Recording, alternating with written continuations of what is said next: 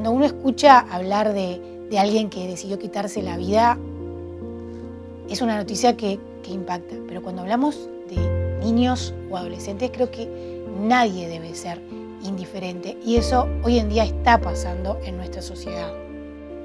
Sí, en realidad, viste, por muchas cosas, esto de los intentos, la conducta suicida lo llamamos nosotros, se puede ver desde etapas más tempranas cada vez, lamentablemente, viste que el tener un conocimiento de la muerte es a través de los años, ¿no? Los niños todavía no acceden como a ese conocimiento total de la muerte y lo van adquiriendo conforme el cerebro se empieza a desarrollar. Entonces, más o menos esta noción de la muerte empieza a adquirirse parcialmente entre los 7 u 8 años, pero en la adolescencia es cuando se vuelve como adquirir todo el concepto de muerte en su totalidad, esto de que es irreversible, de que nos puede pasar a todos, de que me puede pasar incluso a mí. Y en la adolescencia ya de por sí es una etapa complicada, nos llena de muchos cambios, de muchas dudas, y con también, como el reprocesar todo el concepto de la muerte, también moviliza muchas más cosas. Entonces es complicado, sí. Mencionabas conducta suicida. ¿Qué tanto entonces está relacionada con lo que a veces llamamos depresión? No siempre, entonces, ¿o sí? No, no siempre. Dentro de la conducta suicida a mí me parece como importante destacar qué cosas está dentro de lo esperado para la etapa del desarrollo y qué cosas no. Por ejemplo, tener ideas de muerte, creo que en cualquier etapa, a partir de que uno adquiere el conocimiento de la muerte, es normal. Ideas de muerte, hablo de pensamientos muy leves, muy vagos de, bueno, me puedo morir, o no sé qué pasaría si me muero, cómo será mi funeral, o mis padres, cómo lo tomarán. Esos pensamientos dentro de la adolescencia es normal, hasta que empiecen a pensar en la muerte. ¿Por qué es normal? Por esto que te digo, que en la adolescencia se empieza como a fijar el concepto de muerte en su totalidad. Entonces, que un adolescente piense en la muerte no es como de alarmarnos. Hay otra etapa, hay por etapas, primero vienen estas como ideas solo sobre la muerte y luego se intensifica o viene una etapa que se llama como ideación suicida, que ahí empieza a pensar en hacer algo para matarme, ¿no? Entonces, bueno, no sé, capaz y empieza la idea de, bueno, capaz y sí quiero morir o capaz y yo puedo hacer algo para morir. Y luego viene una planificación suicida, que es, bueno, ¿cómo lo haría? Capaz si puedo hacer una cosa o capaz puedo hacer otra cosa y empiezan como a planificar eso. Y bueno, por último viene el intento suicida, que es cuando ya lo intentan, y bueno, y el suicidio, ¿no? Es importante saber que esto no se da en etapas. Por ejemplo, no porque empieces a pensar en la muerte vas a tener una ideación suicida o una planificación y va a terminar en un suicidio. No es por etapas. Puede empezar ya con una planificación suicida o puede quedarse solo en ideas de la muerte. Entonces es como importante destacar esto porque no solo la muerte de por sí es complicada, es un tema difícil porque es un tema que nos pasa a todos, es un tema que no sabemos qué pasa luego. ¿Interfiere algo en que los padres hablemos de la muerte antes o no? ¿O biológicamente está preparado el niño o el adolescente para recién a los 7 años empezar a entender de qué se trata? En realidad es un proceso que lo hace solo el cerebro, ¿viste? Es como, no sé, si a un niño de 5 años le dices se te murió, no sé, un animalito, el niño va a esperar después y te va a preguntar por qué no está, porque para ellos la muerte es como que se fue y va a volver. O sea, no hay este concepto de irreversibilidad. O sea, el niño de 5 o de por ahí, de 4 años, piensa que la muerte es como irse de paseo, va y vuelve, ¿no? Entonces el cerebro poco a poco, mientras va madurando, se va entendiendo ciertas características de la muerte de a poco. Entonces ya hay, por ejemplo, situaciones en donde los niños, no sé, de unos 7 años, 8 años, atraviesan por alguna muerte familiar y como que el cerebro, bueno, tiene que madurarse, digamos, de cierto modo, como para que entienda que, bueno, que la muerte, que esa persona que falleció no va a volver, por ejemplo. Entonces depende mucho de las vivencias del niño y también de la etapa de desarrollo. Me asusta más saber que no esté relacionado solamente con la depresión, porque ¿cómo me doy cuenta como madre que puede estar influenciando una conducta suicida? Y bueno, en realidad hay varios como signos de alarma que podemos tener, porque en la adolescencia también es más difícil por la etapa. Entonces sabes que los adolescentes son a veces muy cerrados, por ejemplo, o no te cuentan mucho las cosas, o con los padres, si antes se llevaban muy bien y te contaban todo, empieza la adolescencia y no te dice nada, ¿no? Pero creo que hay como siempre varios elementos que nosotros podemos tener en cuenta en un adolescente, por ejemplo, que, no sé, que haya un cambio en el funcionamiento. Por ejemplo, no es un elemento aislado, no es que si un día, no sé, se encerró en su cuarto, algo puede estar pasando, es que está distinto. Y yo creo que los padres, tú mejor que nadie, sabes que una como madre se da cuenta cuando algo pasa y nota un cambio en su hijo.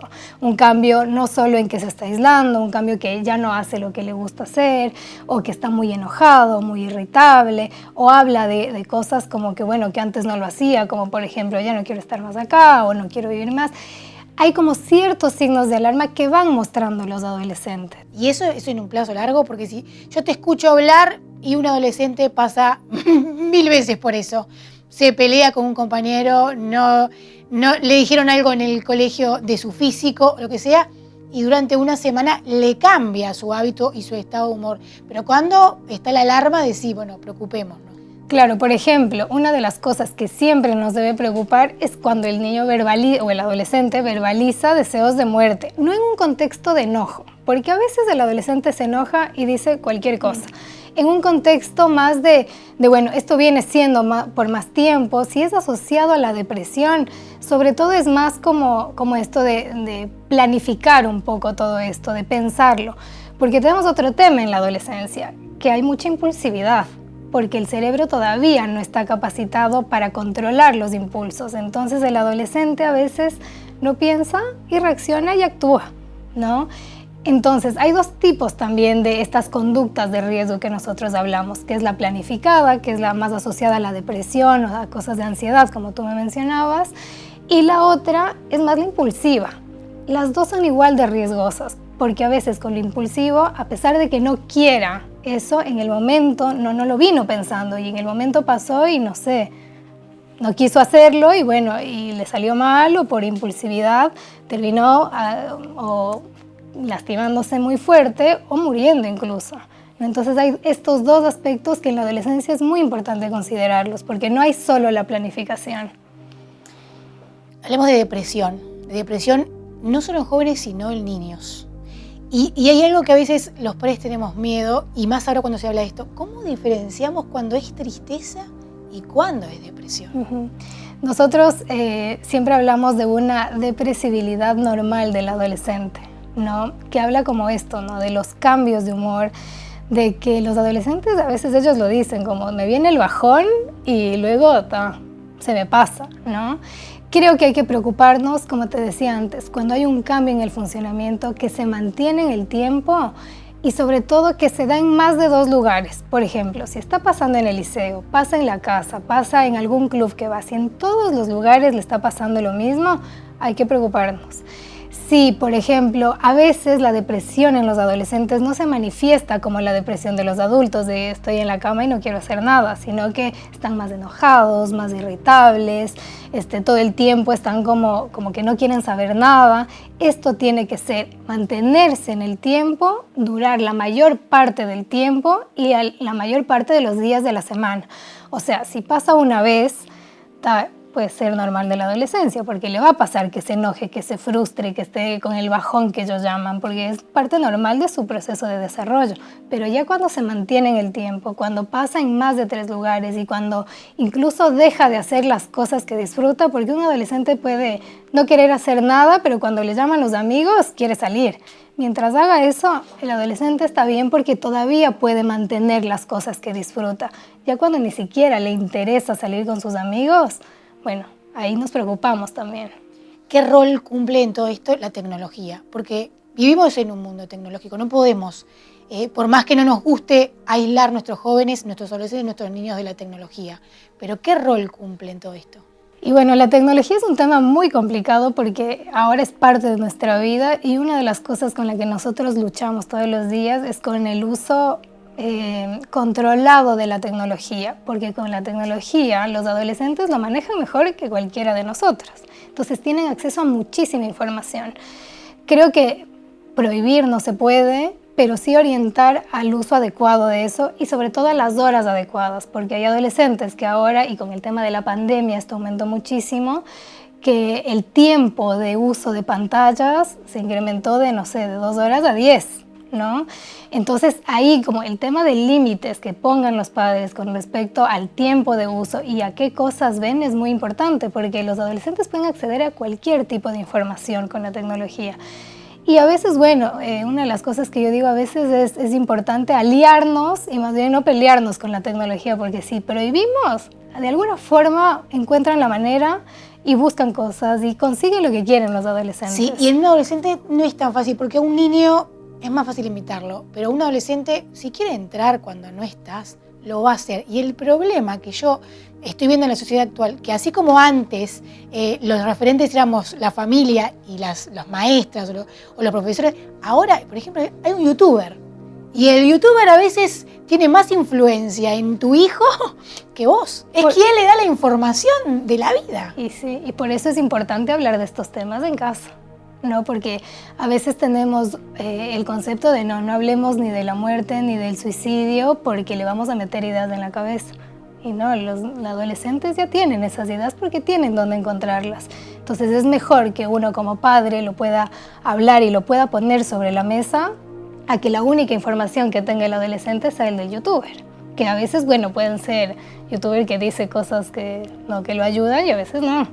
Entonces hay que ver qué cosas ve tu hijo también, qué cosas está haciendo el adolescente. Hay que jugar un poco con el tema de cuánta privacidad le doy o no a mi adolescente. Es verdad que necesitan estar un poco más independientes y tener cierta privacidad. ¿Los dejamos encerrarse en el cuarto o no? Y bueno, depende de todo el otro contexto, ¿no? ¿En qué momento lo vas a dejar encerrado? Si está como con todos estos signos de alarma de los que estamos hablando, y mejor no.